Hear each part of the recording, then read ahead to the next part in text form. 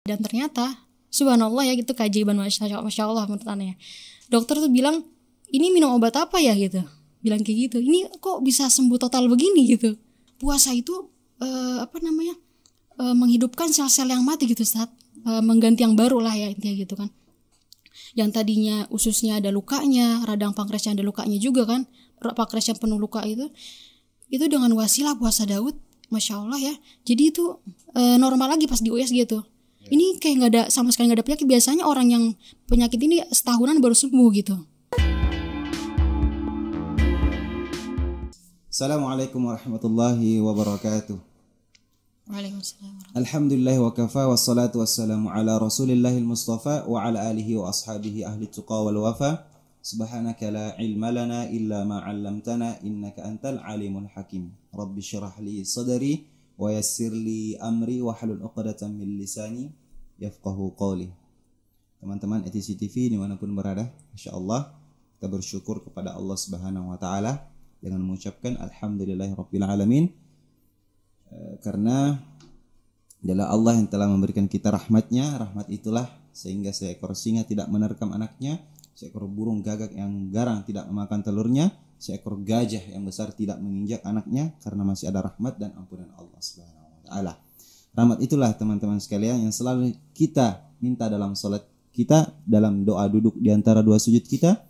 Rabbighfirli warhamni wahdini wa'afini warzuqni. Rabbighfirli, ya Allah ampunilah aku, warhamni, dan berilah aku rahmat. Kemudian teman-teman sekalian, salat serta salam semoga senantiasa tercurahkan keharibaan Sang Maha Cinta baginda Nabi Muhammad sallallahu alaihi wasallam.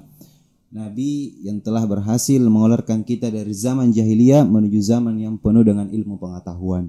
Nabi yang mengorbankan semua hartanya, mengorbankan semua hidupnya, umurnya demi agama Islam, sehingga kita masih bisa merasakan manisnya firman Allah dalam surah Al-Maidah ayat 3. Kata Allah, "Al-yauma akmaltu lakum dinakum wa atmamtu 'alaikum ni'mati wa raditu lakumul Islam madinah." Kata Allah, hari ini telah Ku sempurnakan agamamu, telah Ku cukupkan nikmatku kepadamu, dan telah Ku ridhoi Islam sebagai agamamu. Itu berkat dari perjuangan Rasulullah sallallahu alaihi wasallam.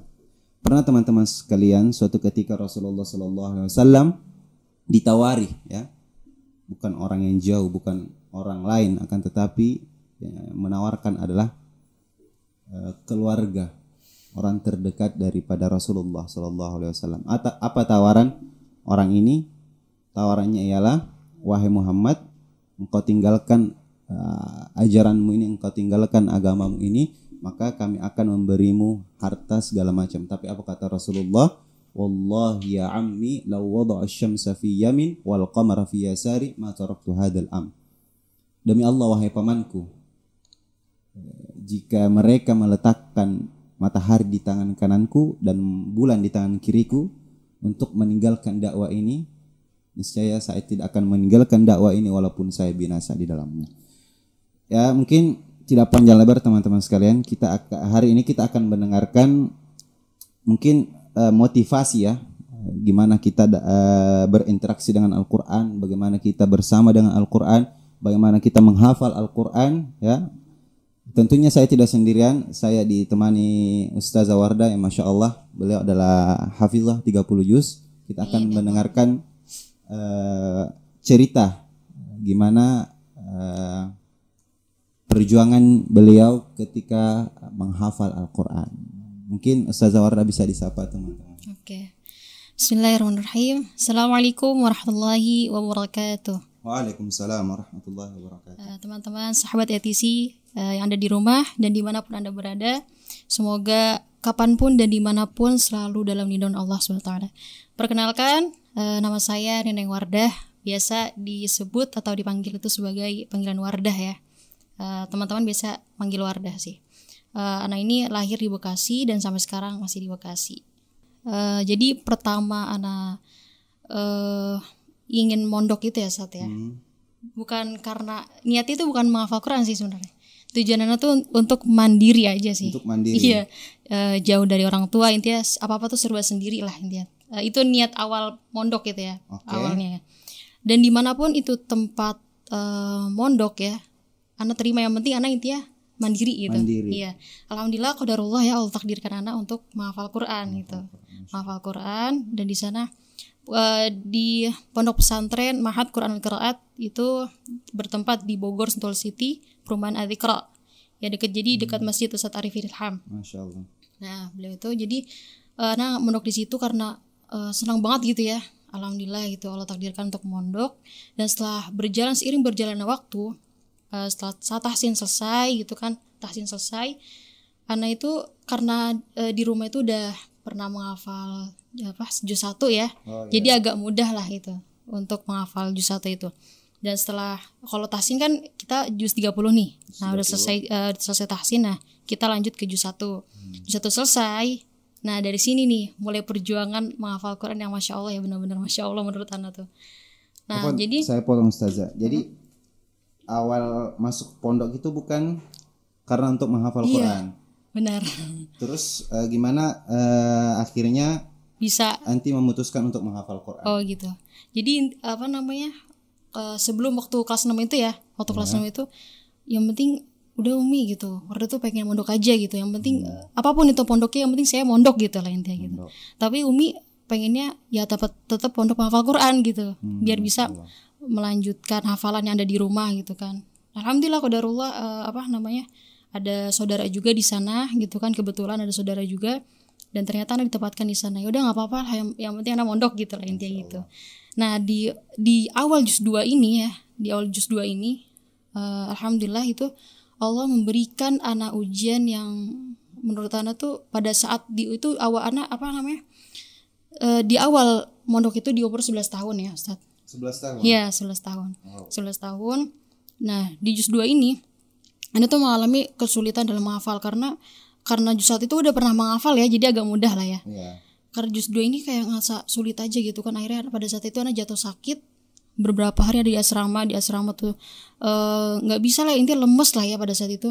Akhirnya anak dipulangkan lah ke rumah sama orang tua kan, dipulangin ke rumah ya, pada saat itu dipulangin ke rumah, dan kata Umi mungkin ini karena penyakit, karena kangen aja kali sama keluarga gitu ya.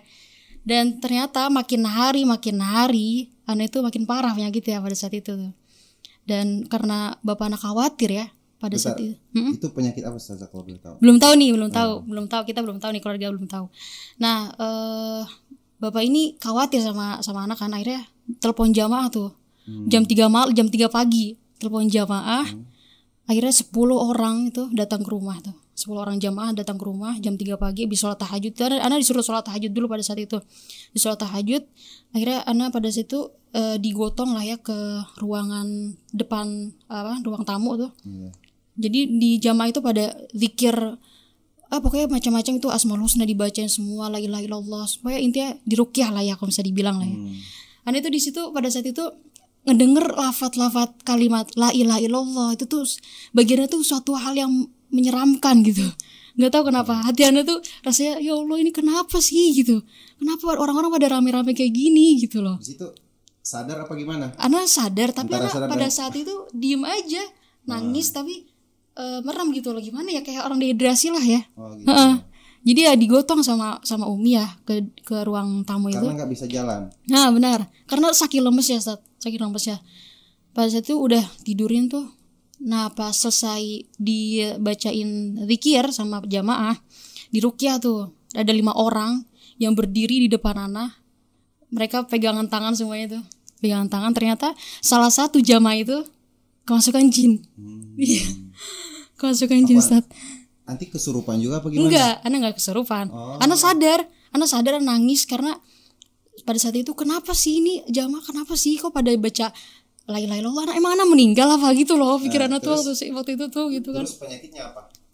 Belum dulu. Iya, belum. Nah, pada saat itu kemasukan jin, ternyata jin itu bilang gini, "Kamu dari mana?" kata bapak gitu. "Kamu siapa? Kamu dari mana?" katanya. "Ada siapa yang nyuruh kamu untuk masuk ke tubuh anak saya?" katanya gitu. "Saya ini gak suka sama anak bapak," katanya gitu. "Dia ngafal Quran di tempat saya tapi belum izin gitu." Ya jadi anak tuh waktu itu ya teman-teman, waktu ini anak tuh ngafal Quran di bawah pohon kelapa. Ini sebenarnya pelajaran buat kita semua ya sebenarnya. Ini pelajaran buat kita semua. Jadi pada saat itu Ana tuh itu tempat favorit Ana tuh. Di samping rumah itu ada pohon kelapa. Nah, Ana ngafal Quran di situ. Tak salahnya Ana itu ngafal Quran tapi nggak baca Bismillah dulu ataupun salam dulu.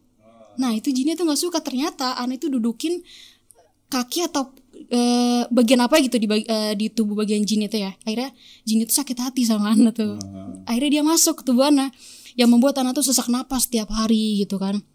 Pada saat itu alhamdulillah makin membaik kan keadaan Ana kan, lebih membaik dari sebelumnya. Dan salah satu jamaah itu bilang kayak gini, Pak Kiai ini anak kayaknya harus dibawa, harus berobat medis nih, nggak bisa gitu kan.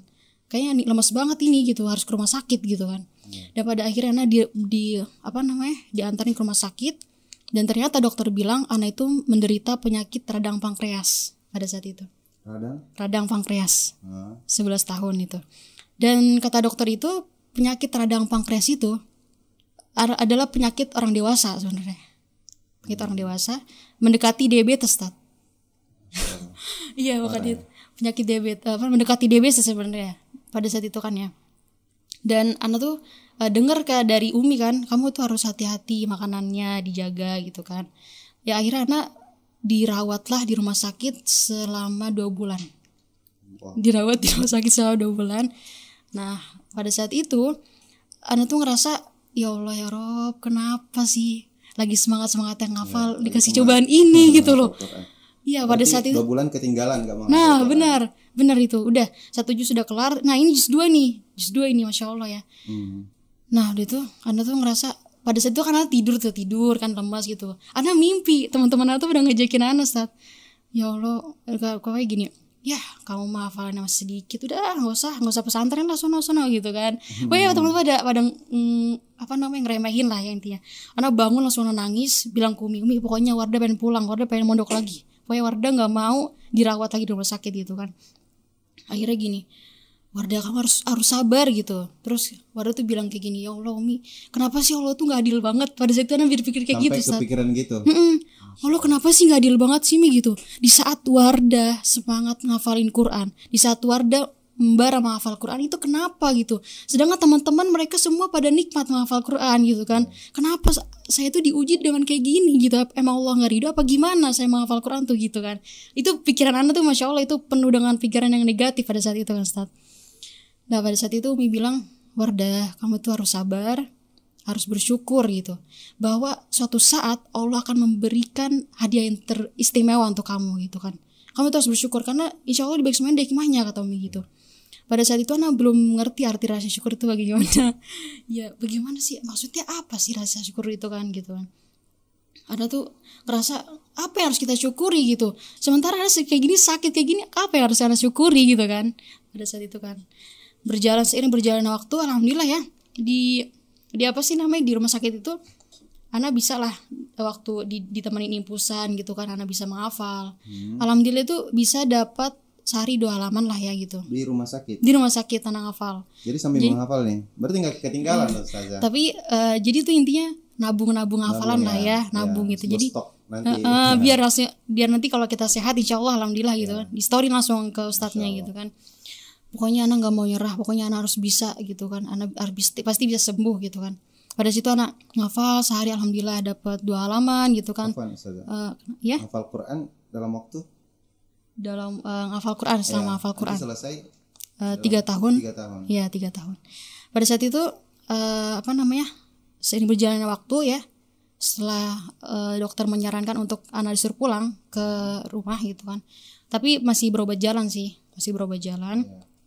Nah pada saat itu setelah Ana sampai rumah, bapak tuh bilang kayak gini, udah kamu gak usah mondok lagi, kamu pesantren sekolah biasa aja gitu, yang ada kamu malah ngerepotin orang nanti, ganti gitu kata bapak. Nah pada saat itu Umi bilang, Umi gak setuju kalau Ana sekolah biasa gitu kan, Wardah kamu tetap mondok gitu.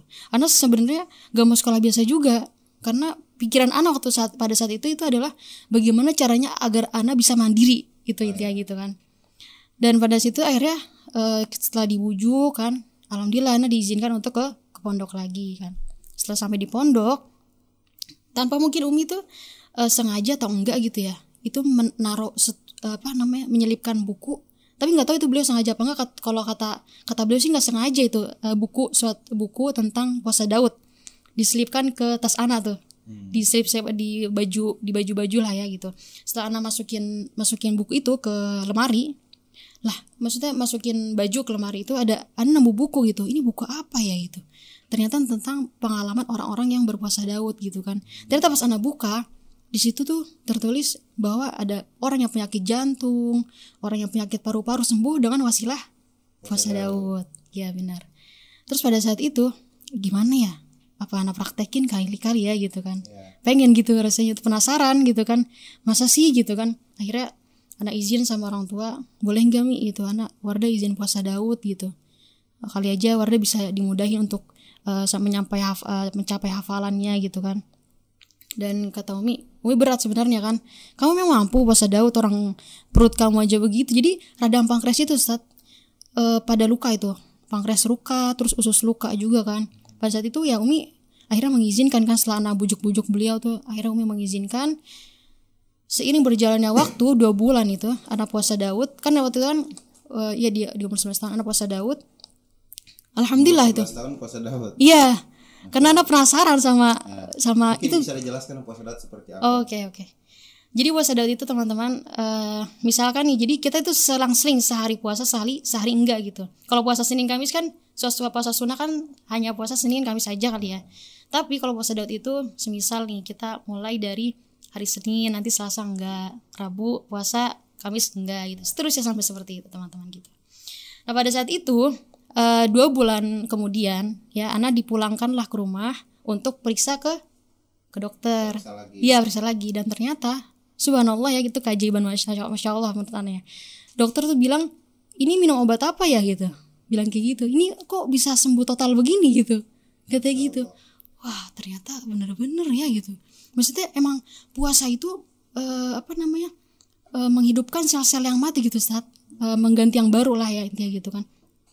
Yang tadinya ususnya ada lukanya, radang pankreasnya ada lukanya juga kan, pankreasnya penuh luka itu dengan wasilah puasa Daud, masya Allah ya. Jadi itu normal lagi pas di USG gitu. Ini kayak nggak ada, sama sekali nggak ada penyakit. Biasanya orang yang penyakit ini setahunan baru sembuh gitu, katanya gitu kan. Akhirnya alhamdulillah, pokoknya kamu masih mau jalani puasa Daud nggak Wardah gitu? Ya insya Allah lah. Tapi pada saat itu nggak tahu kenapa pengen buka dulu lah gitu ya, nggak puasa dulu lah gitu. Ana dipulangkan lagi ke mana? Ke pondok. Udah nggak periksa-periksa lagi nih, udah normal lah ya. Ana dipulangkan lagi pondok. Pada saat Ana mencapai juz 10 itu, Ana tuh kayak ngerasa gelisah gitu loh. Kayak ngerasa aduh, males banget ya, kok ini kenapa ya gitu. Hati Ana tuh kayak gimana ya? Gelisah aja lah, nggak ada rasa semangat waktu itu kan. Afan. Sebelum gini. Setelah Ana puasa Daud ini ya, jadi Ana tuh simaan dulu nih Ustaz. Ana pulang dari rumah itu Ana simaan dulu juz 5 ya. Juz 5 Ana simaan, ternyata dapat info dari Ustaz. Wardah, kamu kan habis simaan nih. Ada lomba di rumah sakit Umi, di rumah sakit Bogor gitu. Kamu ikut lomba ya gitu. Ikut lomba juz 1-5 gitu. Kebetulan kan Ana habis simaan juga kan pada saat itu. Ana mengikuti lomba itu di rumah sakit Umi. Alhamdulillah Allah takdirkan Ana mendapatkan juara 3 pada saat itu. Nah, pada saat itu Ana tunjukin nih piala ke Umi Wardah dapat piala nih gitu kan, dapat piagam juga gitu, penghargaan gitu kan. Nah kemudian kata Umi gini, nah kamu pernah kan ngerasain sakit waktu itu kan, ini hadiah terindah, ini hadiah yang Allah kasih untuk kamu Wardah. Oh jadi Ana baru paham, oh itu yang namanya arti syukur itu bagaimana. Masya gitu Allah. Gitu Ustaz. Iya makanya kata Umi gitu, kamu tuh jangan pesimis sama Allah, jangan pikiran negatif sama Allah. Ini kan Umi pernah bilang bahwa Allah akan memberikan hadiah terindah kepada kamu, ini buktinya gitu kan. Kamu bahagia kan sekarang mendapatkan piala gitu ini gitu. Yang sekarang tugas kamu adalah menjaga itu bagaimana juz 5 itu bisa terjaga, jangan sampai hilang gitu kan. Seiring berjalannya waktu, setelah Ana mencapai juz 10 itu penuh dengan gelisah ya. Nah pada saat itu kita tuh mengadakan kayak biasa lah ya, rutinitas kegiatan santri itu jam 8 muhadasah bahasa Arab. Nah kebetulan itu dari jauh Ana ngelihat gitu, ih kok kayak kenal gitu orang tuh. ternyata beliau itu Ustaz Arifin, Ustaz. Masya Allah. Iya, Ustaz Arifin lagi Almarhum.